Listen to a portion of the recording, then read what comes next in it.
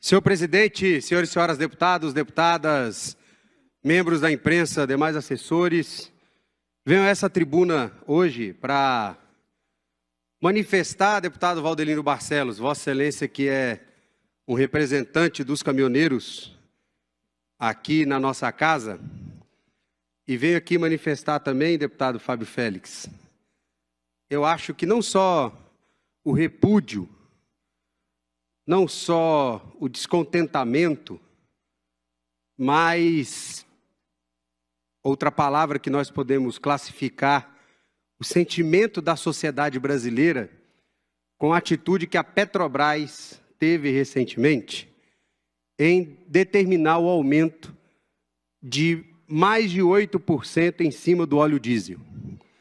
E o que eu acho interessante, deputado Chico Vigilante, Vossa Excelência, que sempre faz esse debate aqui, é que quando a Petrobras determina um aumento na refinaria,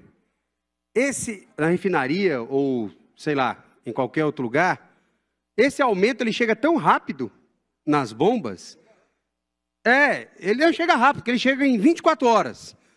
Quando qualquer jornal anuncia, no dia seguinte, todas as bombas de combustíveis já aplicam o aumento. O que eu acho interessante, e aí eu queria que alguém me explicasse, sinceramente, eu aqui quero reconhecer a minha ignorância. Eu quero reconhecer a minha ignorância, porque eu queria que alguém me explicasse, porque, salvo engano, o dono do posto, ele compra uma quantidade X de combustível. E essa quantidade X fica no reservatório que fica embaixo do posto. Ora, quando ele compra essa gasolina, ou esse óleo diesel, ou essa situação, sei lá o que for, quando a Petrobras ela determina o aumento, por que o dono do posto precisa repassar imediatamente o aumento, sendo que ele comprou, deputado Arlete Sampaio, o dono do posto, ele comprou aquele combustível com preço anterior? Por que ele precisa repassar imediatamente, deputado Valdelino Barcelos, para as bombas de combustível, sendo que o preço que ele comprou não foi o preço com aumento? Na minha visão, aí, me desculpe, há um jogo de má fé. De má fé. Dos donos de postos de gasolina e da Petrobras eu nem quero falar. Porque eu vi uma matéria hoje que os dividendos da Petrobras deu para a União daria para financiar 4 meses do Auxílio Brasil. Aí eu faço uma pergunta, né? Eu queria que alguém me explicasse essa matemática. Porque assim, será que eles compram todos os dias, ou de hora em hora, igual a Telecena? Eles compram de hora em hora combustível, deputado João Cardoso, para ser colocado lá nos seus reservatórios? Então essa é uma pergunta que eu queria que alguém pudesse me explicar, fazer esse desenho para mim, certo? Porque eu quero reconhecer minha ignorância.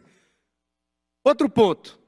Eu queria que a mesma velocidade, quando se determina um aumento, quando, por exemplo, o barril do petróleo ele cai, por que o valor do barril do petróleo, quando ele cai, a redução da gasolina ou de qualquer outro, não é na mesma velocidade, deputado Arlete? Aliás, na realidade, quando cai o barril do petróleo, ou quando algum milagre acontece, a Petrobras pode reduzir o preço, por que essa redução não é aplicada na mesma velocidade que é aplicado o aumento? Eu preciso que alguém me explique, porque eu, infelizmente, sou ignorante nisso. Eu e a população brasileira, de quem usa combustível no nosso país. Me desculpa, gente, é claro que isso é um cinismo que eu estou falando. Agora a gente tem que deixar de ser palhaço. A população brasileira precisa deixar de ser palhaça. E quando eu falo deixar de ser palhaça, o que a gente precisa é o seguinte. Primeiro ponto, os nossos governantes precisam ter coragem de enfrentar o cartel do petróleo.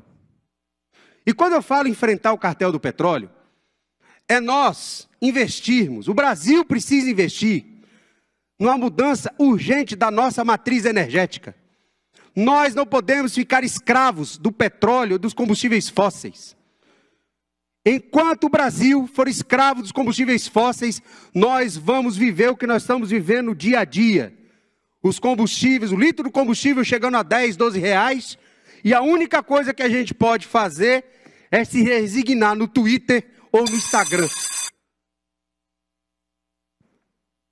A única coisa. Enquanto nós não tivermos pessoas com coragem para peitar o cartel do petróleo mundial e estabelecer no Brasil uma política que vem incentivar a fabricação de veículos que utilizem outros tipos de combustíveis, como, por exemplo, o carro elétrico, só que precisa ter coragem para fazer isso. Coragem. E quando eu falo precisa ter coragem, nós precisamos abrir essa caixa preta, que é o preço dos combustíveis. Por quê? Todo mundo, em tese, menos o cidadão, sai ganhando. Os governos ganham porque aumenta a arrecadação do ICMS. O governo federal ganha porque os dividendos da Petrobras vão para as alturas. Os governos municipais ganham porque o ISS dos postos também aumenta. Quem sai perdendo é a população. E se nós quisermos fazer uma discussão, se a gente quiser fazer uma discussão séria em relação a isso, alguém precisa ter coragem, e eu estou colocando isso na pauta. Eu queria ver algum candidato a presidente da República que tivesse a coragem de colocar isso no seu programa de governo, que vai mudar a matriz energética no Brasil, que vai incentivar a fabricação de carros elétricos, de caminhões elétricos, de ônibus elétricos. Porque eu tenho certeza que esse candidato que tiver essa coragem de anunciar isso, ele vai levar o voto de muitas pessoas. Porque só assim a gente vai sair dessa escravidão do cartel do petróleo mundial. Isso é uma escravidão. O Brasil é rico em energia limpa. E infelizmente nós não usamos para o nosso benefício. O Brasil pode ser uma referência, para concluir, senhor presidente. O Brasil pode ser uma referência mundial de como enfrentar esse cartel de meia dúzia de sheiks que mandam no mundo inteiro. E aí, eu quero ver quem é que vai ter coragem de colocar o dedo na ferida e falar isso. Quem é que vai ter coragem de enfrentar esse cartel? Quem é que vai ter coragem de reduzir os impostos, seja os impostos federais, fazer um acordo com os governadores para reduzir os impostos estaduais e com os prefeitos para reduzir os impostos estaduais, municipais, para a fabricação e a venda do carro elétrico no Brasil. Eu vi uma reportagem essa semana, deputado Reginaldo Sardinha, que aumentou a quantidade de motos elétricas sendo vendidas no Distrito Federal. Sabe por quê? Porque o povo não é burro. O povo não é burro. Fez a conta. Enquanto, por exemplo, você gasta R$400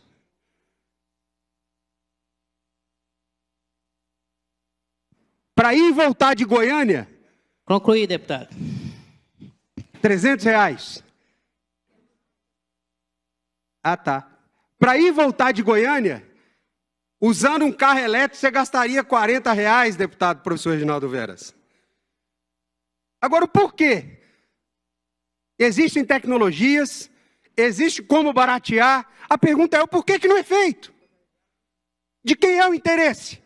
Ah, porque vai quebrar a Petrobras. Ah, porque que não sei o quê. Ah, é? Que a Petrobras se reinvente. Segundo ponto. Por que esses dividendos da Petrobras não podem ser utilizados para subsidiar o preço do combustível no Brasil? É uma pergunta. Por quê que os bilhões de reais que estão dando de lucro não podem ser utilizados para subsidiar o preço do combustível na bomba, para melhorar para o consumidor?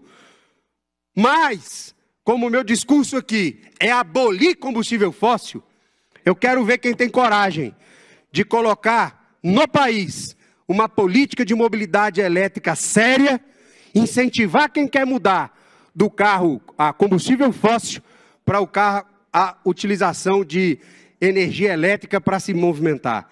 Que aí sim, você vai ver com essa movimentação os sheiks do petróleo que vão perder o mercado, que vão perder a sua fatia de mercado, eles vão começar a entender e vão reduzir o preço dos combustíveis no Brasil. Obrigado, presidente. Agora...